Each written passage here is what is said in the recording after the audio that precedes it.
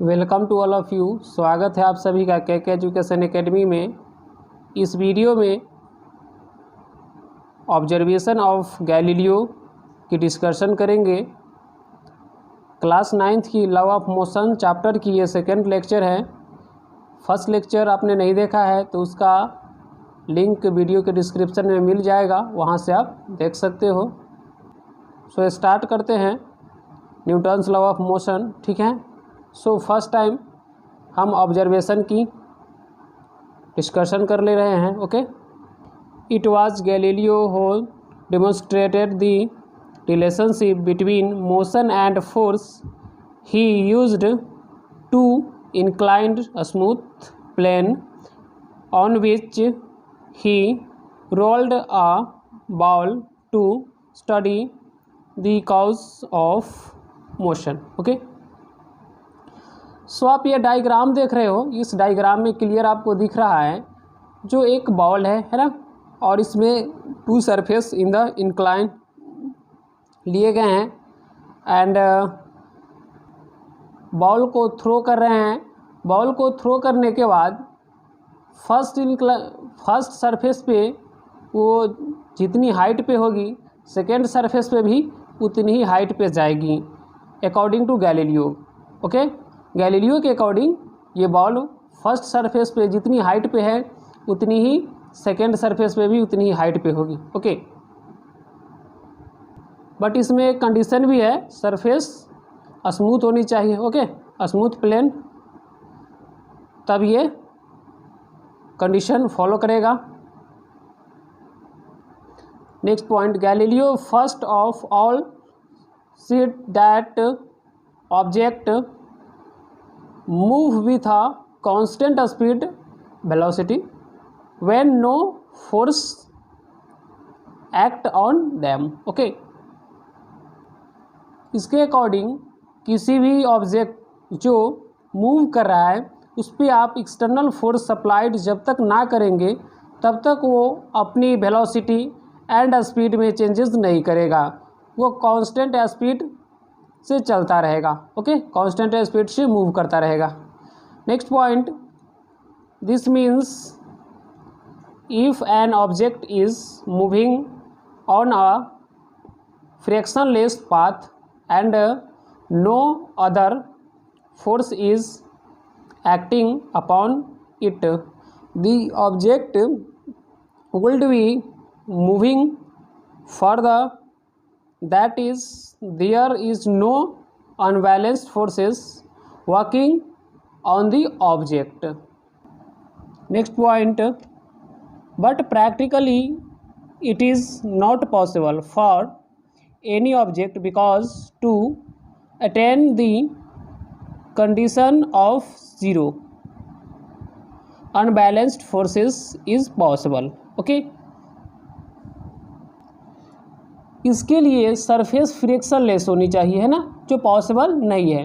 Frictionless surface not possible. Okay, day to day life में frictionless surface possible नहीं है। सो ये प्रैक्टिकली पॉसिबल नहीं है। Okay,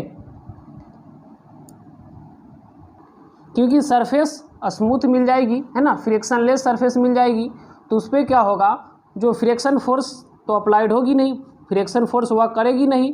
in the sense object के ऑपोजिट में, है ना, ऑब्जेक्ट के ऑपोजिट में ऑब्जेक्ट है, ये मूव करा है सपोज करो, तो इसके ऑपोजिट में फ्रिक्शन फोर्स तो लगेंगे नहीं। जब फ्रिक्शन फोर्स नहीं लगेंगे तो ये कंडीशन फॉलो होगा। बट ऐसा नहीं होता क्योंकि प्रैक्टिकली ऐसा पॉसिबल नहीं है। डे टू डे लाइफ में फ्रिक्शनलेस सरफेस पॉसिबल ही नहीं है।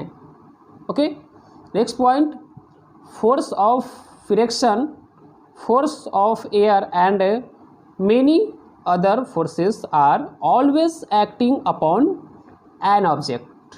Okay, next point, Newton studies the ideas of Galilei and give the three laws of motion. These laws are known as Newton's law of motion. Okay, इसकी mainly 3 laws है ना, Newton first law, Newton second law and Newton third law. 1 by 1 करके सभी का study करेंगे। Okay, and derivation भी करेंगे। सो एक पॉइंट है, इसको नोट में लिखेंगे, है ना। नोट में the natural state of a body is not the state of rest, it is the tendency of the body to opposite change in its state of motion और रेस्ट।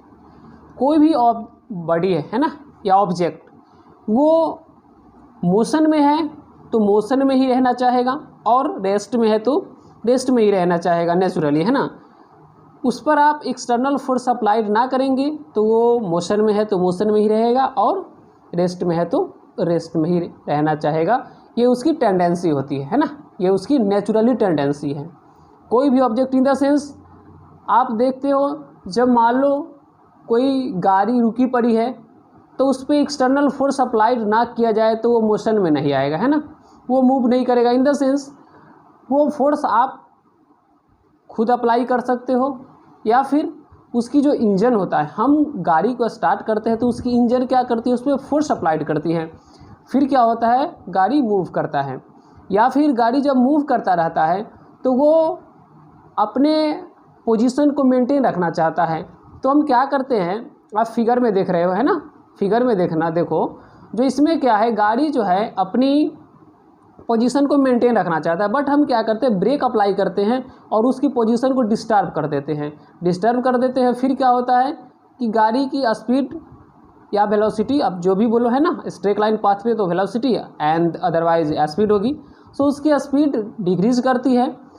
ये break long time के लिए apply कर दूँ तो object in the sense गाड़ी rest में भी आ सकती है। ओके, सो ऑब्जेक्ट की नेचुरली टेंडेंसी क्या होती है, मोशन में है तो मोशन में ही रहना चाहेगा, और वो रेस्ट में है तो रेस्ट में ही रहना चाहेगा। ओके, नेक्स्ट आपका है न्यूटन फर्स्ट लॉ, जिसका आपको था इंतजार, वो घड़ी आ गई, है ना।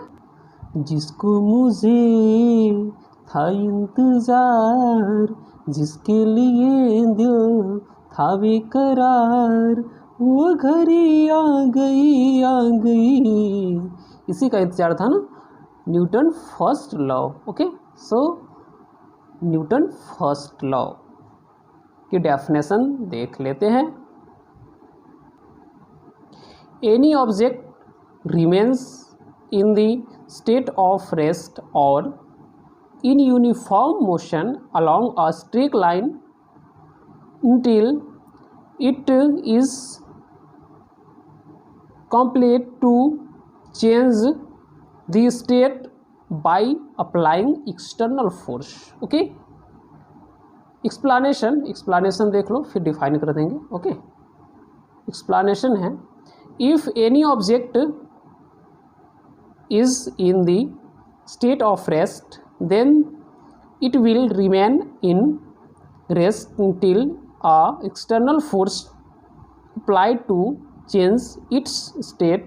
Similarly, an object will remain in motion till any external force is applied over it to change its state. This means all object rested to in changing their state. The state of any object can be changed by applying external forces only। Okay, point क्या है, any object remain in state of rest और uniform motion along a straight line. Okay, so any object remains, okay, remains, वो rest में है तो rest में ही रहेगा, और मूव कर रहा है तो मूव ही करना चाहेगा। कौन सी मोशन में, यूनिफॉर्म मोशन, है ना, कौन सी motion, uniform motion along a straight line, along a straight line. Okay, so according to Newton first law, कोई भी ऑब्जेक्ट रेस्ट में है तो रेस्ट में ही रहेगा, और वो मोशन में है तो मोशन में ही रहने की उसकी टेंडेंसी होती है, जब तक कि उस पर कोई एक्सटर्नल फोर्स अप्लाइड ना किया जाए। इन द सेंस,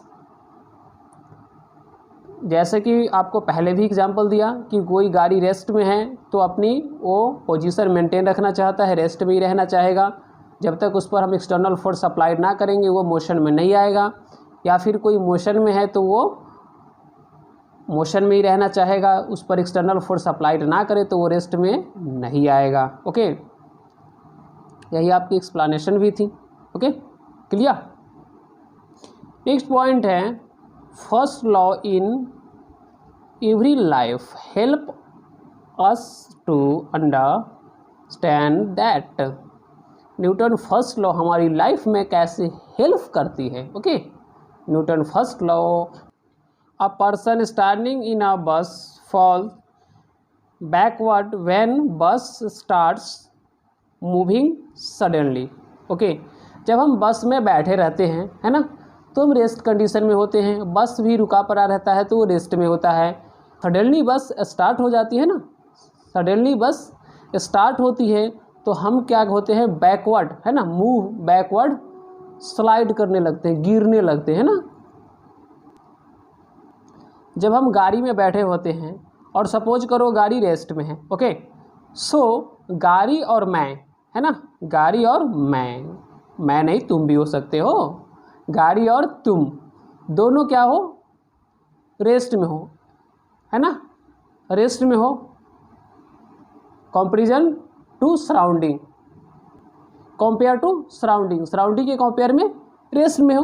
अब क्या होती है, गाड़ी स्टार्ट होती है, जब गाड़ी स्टार्ट होती है तो गाड़ी की पोजीशन में क्या हो गई, डिस्टर्बेंस आ गई, है ना, गाड़ी की पोजीशन में डिस्टर्बेंस आ गई, उसकी इफेक्ट आप पे आएगी, है ना। तो गाड़ी सडनली स्टार्ट हो जाता है तो गाड़ी फॉरवर्ड डायरेक्शन में मूव करना स्टार्ट करता है तो हमें क्या होता है, बैकवर्ड डायरेक्शन में झुकाव आ जाता है ना। जब मान लो कि एकाएक गाड़ी स्टार्ट हो जाए, है ना, सडनली गाड़ी स्टार्ट हो जाए तो हमें ऐसा फील होता है ना कि मैं पीछे के साइड गिर जाऊंगा, है ना। आपको भी फील होता होगा, याद करना, ज़रूर फील आता होगा, आ गया याद, है ना, आता है ना। देख रहे हो डायग्राम में, देख रहे हो फिगर में, है ना, क्लियर दिख रहा है कैसे गिर रहे हैं नीचे, है ना, clear. Next point, a person suddenly, next point, a person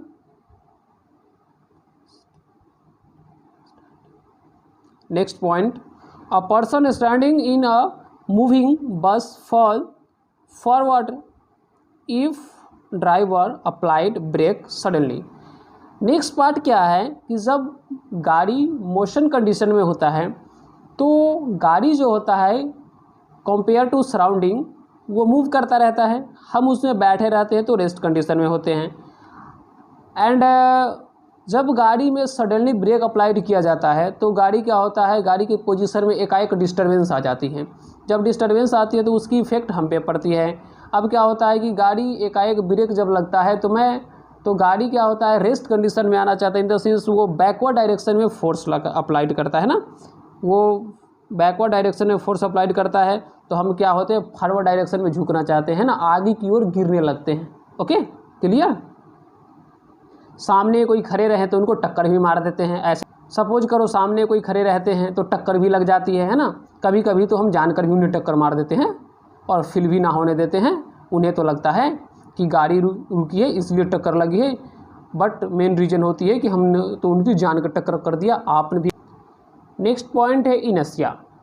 inertia का आप डेफिनेशन नोट कर सकते हो, बट इनर्शिया हम नेक्स्ट लेक्चर में करेंगे क्योंकि इनर्शिया का काफ़ी लंबा वीडियो होने वाला है। इसमें मैं आपको सिंपल सा इनर्शिया नहीं, इनर्शिया का टाइप्स भी बताऊंगा। ओके, इनर्शिया का डेफिनेशन, डेरिवेशन एंड इनर्शिया का टाइप्स भी बताऊंगा।